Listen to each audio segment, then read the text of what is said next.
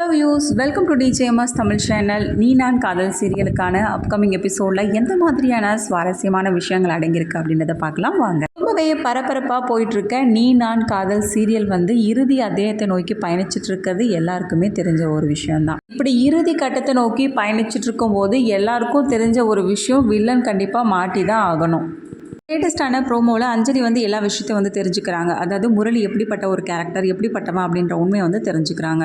இன்னொரு பக்கம் ஹாஸ்பிட்டலில் சேர்த்துட்டு இருந்த ராகவ் கண் விழிச்சு பார்க்குற தருணத்தில் அபி பக்கத்தில் இருக்காங்க. அபி என்ன பண்ணுறாங்க, தன்னோட காதலை ராகவ் கிட்ட சொல்கிறாங்க. நானும் உங்களை விரும்புகிறேன் ராகவ் அப்படின்னு சொல்லிட்டு தன்னோட காதலை சொன்னதும் ராகவுக்கு மகிழ்ச்சி தாங்க முடியல. அந்த தருணத்துலேயே திரும்ப திரும்ப என்ன பண்ணுறாரு, அபிகிட்ட மன்னிப்பு கேட்குறாரு. நான் சந்தேகப்பட்டது தவறு தான் அப்படின்னு சொல்லிட்டு திரும்ப திரும்ப அபிகிட்ட மன்னிப்பு கேட்குறாரு. திரும்ப எதுக்காகங்க என்கிட்ட மன்னிப்பு கேட்குறீங்க அப்படின்னு சொல்லிட்டு அபி கேட்டாலும், நான் எத்தனை தடவை மன்னிப்பு கேட்டாலும் அதுக்கு ஈடாகாது. ஏன்னா நான் அவ்வளோ ஒரு பெரிய தப்பை செஞ்சுருக்கேன் அபி, என்னை மன்னிச்சிடு அப்படின்னு சொல்லிட்டு திரும்ப கேட்குறாங்க. நானும் உங்களை விரும்புகிறேன் அப்படின்னு சொல்லிட்டு அபியும் தன்னோட காதலை வெளிப்படுத்துகிறாங்க. ரெண்டு பேரும் ஒருத்தர் சந்தோஷமாக மாறி பேசி தங்களை புரிஞ்சுக்கிறாங்க. இதுக்கப்புறம் என்ன பண்ணுறாங்க, வீட்டுக்கு கிளம்பி வராங்க. சரி, அக்காவுக்கு சீமந்தத்துக்கு நேரமாயிடுச்சு, எல்லாரும் தேடுவாங்க அப்படின்னு சொல்லிட்டு எல்லாரும் கிளம்பி வராங்க. இந்த பக்கம் அஞ்சலி அக்காவோட சீமந்தத்துக்காக எல்லாருமே ஏற்பாடு பண்ணி வச்சுருக்காங்க. இவங்க 4 பேருக்காக வெயிட் பண்ணிட்டு இருக்காங்க. அஞ்சலி ரொம்ப நேரமாக ராகவுக்காக காத்துட்டு இருக்காங்க. ராகவ் எல்லாருமே வராங்க. ராகவோட இந்த நிலைமையை பார்த்த அஞ்சலி என்ன பண்ணுறாங்க, கண் கலங்கி போகிறாங்க. கிட்ட எப்படியும் இந்த விஷயத்த சொல்லக்கூடாது அப்படின்னு சொல்லிட்டு தான் ராகவ் வந்திருந்தாலும் எல்லா உண்மையும் முன்னாடி அஞ்சலிக்கு தெரிய வந்திருக்கு. எந்த விஷயத்த சொல்லாமல் இருந்தாலும் அஞ்சலிக்கு தெரிய வந்ததுனால நம்ம ராகவ் பார்த்ததும் அஞ்சலி தோள் மேலே சாஞ்சிக்கிட்டு அழ ஆரம்பிக்கிறாங்க.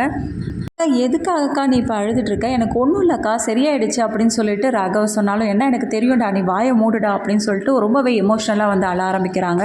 எங்கே போயிருந்த அப்படின்ற விஷயம் மட்டும் இல்லாமல் உன்னை யார் கடத்தி வச்சுருந்தாங்க, இப்போ நீ எப்படிப்பட்ட நிலமையிலேருந்து உயிர் பழச்சி வந்திருக்க அப்படின்ற விஷயம் எனக்கு தெரியும்டா அப்படின்றத கேட்டதும் ராகவ் மட்டும் இல்லாமல் எல்லாருமே பயங்கர எமோஷ்னல் ஆகுறாங்க. என்னாச்சு, அக்காவுக்கு எப்படி தெரியும் அப்படின்ற மாதிரி யோசிக்கிறாங்க. தருணத்தில் தான் நம்ம முரளி என்ன பண்ணுறாரு, வாயை திறக்கிறாரு. என்ன சொல்கிறீங்க அஞ்சலி, என்ன ஆச்சு அப்படின்னு சொல்லிட்டு கேட்க, நீ வாயை மூடுடா, உன் வாயை மூடிட்டு இரு, எல்லாத்துக்கும் காரணம் நீ தான் அப்படின்னு சொல்லிட்டு என்ன பண்ணுறாங்க, உண்மையை போட்டு உடைக்கிறாங்க எல்லாரோட மத்தியிலையும்.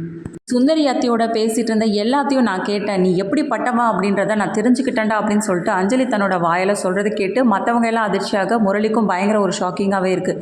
இதுக்கப்புறமாவும் நம்ம உண்மையை ஒத்துக்கலாம் எப்படி அப்படின்னு சொல்லிட்டு, ஆமாம் இது எல்லாத்துக்கும் நான் தான் காரணம், எல்லாத்தையும் நான் தான் பண்ணேன் அப்படின்னு சொல்லிட்டு என்ன பண்ணுறாரு, ரொம்பவே போல்டாக தன்னோட உண்மையை ஒத்துக்கிறாரு.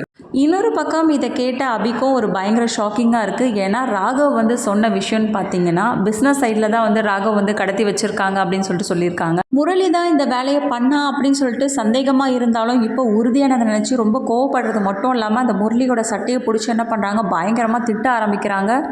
இந்த சமயத்தில் முரளி மட்டும் சும்மா இருப்பானா, இது எல்லாத்துக்குமே காரணம் அபி தான், அபிக்காக தான் இது எல்லாத்தையும் செஞ்சேன் அப்படின்னு சொன்னதும் அபியால் வாயை திறக்க முடியல.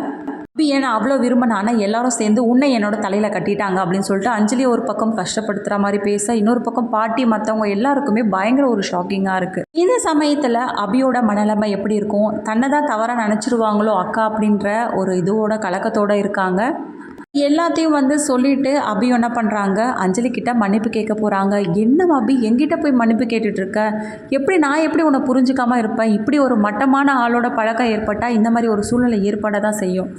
எப்படி அபி நீ இப்படி யோசிக்கலாம், இவனுக்காக நான் எப்படி உன்னை நம்பாமல் இருப்பேன் அப்படின்னு சொல்லிட்டு என்ன பண்ணுறாங்க, அப்படி அஞ்சலி நம்ம அபி சமாதானப்படுத்துகிற மாதிரி பேசுகிறாங்க. இதை கேட்ட அபிக்கும் உயிர் போய் உயிர் வந்த மாதிரியே இருக்குது. பரவாயில்ல அக்கா நம்மளை புரிஞ்சுக்கிட்டாங்க அப்படின்னு சொல்லிட்டு யோசிக்கிற தருணத்தில் சும்மாவே விடக்கூடாது அப்படின்னு சொல்லிட்டு அஞ்சலி ஒரு பக்கம் பயங்கர கோவத்தோட ஒரு முடிவெடுக்கிறாங்க. இவனை இப்படியே விட்டால் சரி வராது அப்படின்னு சொல்லிட்டு போலீஸ் கம்ப்ளைண்ட் கொடுக்கணும் அப்படின்னு சொல்லிட்டு அஞ்சலி நினைக்க, அதுக்கப்புறம் முரளி அந்த சமயத்தில் ஒரு ட்ரிக்காக ஒரு பிளான் பண்ணி என்ன பண்ணுறாங்க, அஞ்சலியை தாக்க முயல்றாரு.